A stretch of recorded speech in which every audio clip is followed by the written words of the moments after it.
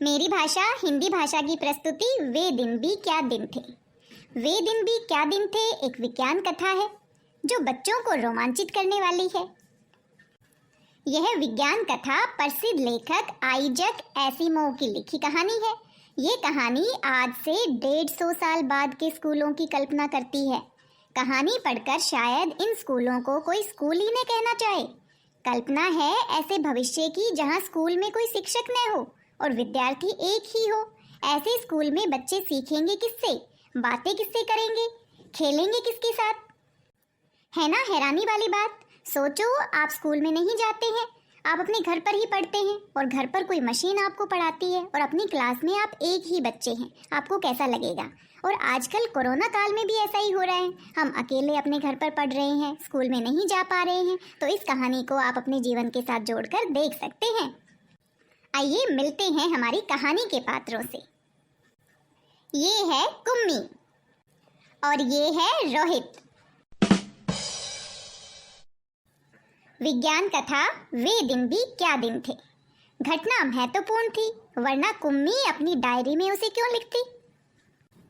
अपनी डायरी में उसने 17 मई सन 2155 की रात को लिखा।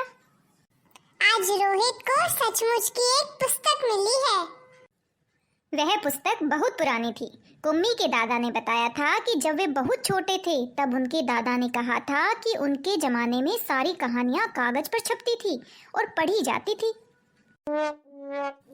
पुस्तकों में पृष्ठ होते थे जिन पर कहानियां छपती थी और हर पृष्ठ पढ़ने के पश्चात दूसरा पृष्ठ पलटकर आगे पढ़ना होता था।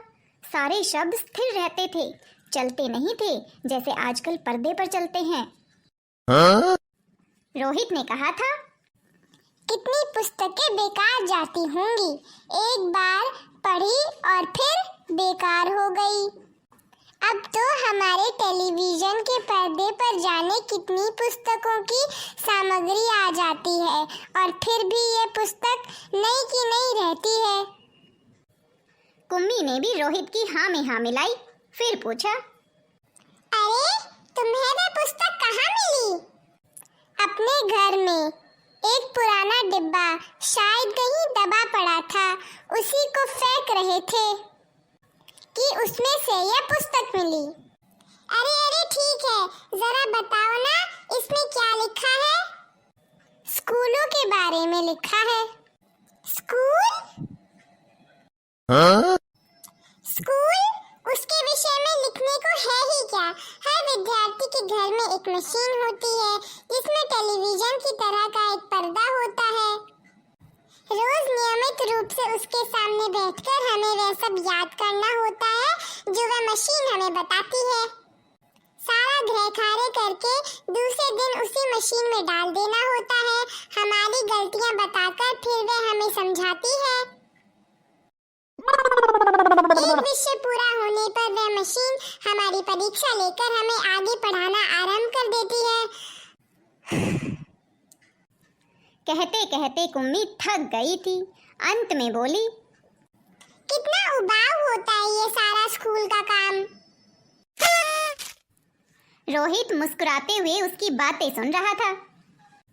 अरे बुद्धू, जैसे स्कूल का वर्णन इस पुस्तक में है वह इससे भिन्न होता था। इसमें तो उन स्कूलों के बारे में भी लिखा है जो सदियों पहले होते थे। कुम्मी के मन में उत्सुकता जागी और वह बोली, फिर भी उनके यहाँ मशीन के बने अध्यापक तो होते ही होंगे। कुम्मी को याद आया कि एक बार जब उससे भूगोल में रोज वही गलतियां होने लगी थी तो उसकी माँ ने मोहल्ले के अध्यक्ष को बुलाया था। तब एक आदमी आया था और उसने उस मशीन के पुर्जे पुर्जे अलग कर दिए थे। तब उसने मन ही मन ये मनाया था कि वह आदमी इस बोर करने वाले अध्यापक को पुनः जोड़ न पाए तो उसे हमेशा के लिए छुट्टी मिल जाए। लेकिन उस आदमी ने मशीन को फिर से जोड़कर उसकी माँ को बताया था। लगता है मशीन के भूगोल की चक्की कुछ तेज रफ्तार पर थी, सो आपकी लड़की के लिए उसे समझना कठिन हो गया था। मैंने अब उसकी गति कुछ धीमी कर दी है, सो आशा है अब सब ठीक रहेगा। और कुम्मी को उसी समय भूगोल का सबक सीखने बैठ जाना पड़ा था। मन ही मन वह उस मशीनी अध्यापक को कोसती रही थी। तभी रोहित ने कुम्मी के सोचने के सिलसिले को तोड़ा और बोला, हाँ, तब अध्यापक तो होते थे परंतु मशीन नहीं, स्त्रियां और पुरुष होते थे बच्चों को पढ़ाने के लिए। क्या क्या कहा? कहीं कोई स्त्री या पुरुष इतने सारे विषय हमें सिखा सकता था? क्यों नहीं, वह बच्चों को सारे विषय समझाते थे, गृह कार्य देते थे और प्रश्न भी पूछते थे। अध्यापक बच्चों के घर नहीं जाते थे, बल्कि बच्चे एक विशेष भवन में जाते थे जिसे स्कूल कहते थे, स्कूल। कुम्मी का अगला प्रश्न था, तो क्या सब बच्चे एक समय में एक जैसी चीजें सीखते थे? हाँ, एक आयु के बच्चे एक साथ बैठते थे। लेकिन माँ कहती है कि मशीन अध्यापक हर बच्चे की समझ के अनुसार पढ़ाता है। फिर पुराने जमाने में यह कैसे संभव होता था? तब वह लोग इस प्रकार नहीं करते थे। रहने दो, तुम्हारी इच्छा नहीं है तो मैं वह पुस्तक तुम्हें नहीं दूंगा। कुम्मी झट से बोली, नहीं नहीं, मैं उसे पढ़ना चाहूंगी कि तब स्कूल कैसे होते थे, कितनी अजीब अजीब बातें जानने को मिलेंगी। इतने में अंदर से माँ की आवाज सुनकर कुम्मी बोली, लगता है कि सबक का समय हो गया है। रोहित भी उठा और अपने घर की ओर चला गया। कुम्मी भी अपना सबक लेने के लिए तैयार होकर बैठ गई। अंदर मशीन आगे का सबक देने को तैयार थी। मशीन से आवाज आनी आरंभ हो गई। आज सबसे पहले तुम्हें गणित सीखना है। कल का होमवर्क छेद में डालो, कल का होमवर्क छेद में डालो। कुम्मी ने वैसा ही किया। वह सोच रही थी कि कितने अच्छे होते होंगे वे पुराने स्कूल जहाँ एक ही आयु के सारे बच्चे हंसते खेलते कूदते स्कूल जाते होंगे और पढ़ाने वाले स्त्री और पुरुष होते होंगे। कितना मजा आता होगा स्कूल में।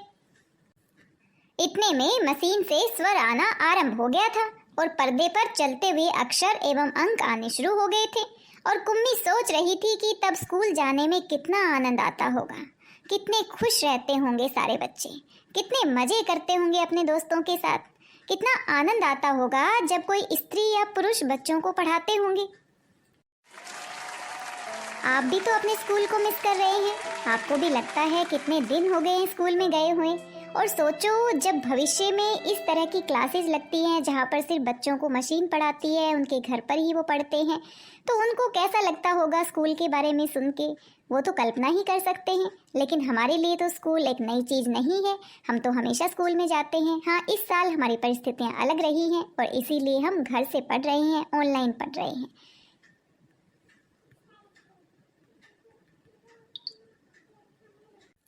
कैसी लगी आपको कहानी वे दिन भी क्या दिन थे? आप जरूर बताइएगा, अपना फीडबैक जरूर दीजिएगा। मेरी भाषा हिंदी भाषा परिवार से जुड़ने के लिए आप सभी का धन्यवाद, बहुत बहुत धन्यवाद।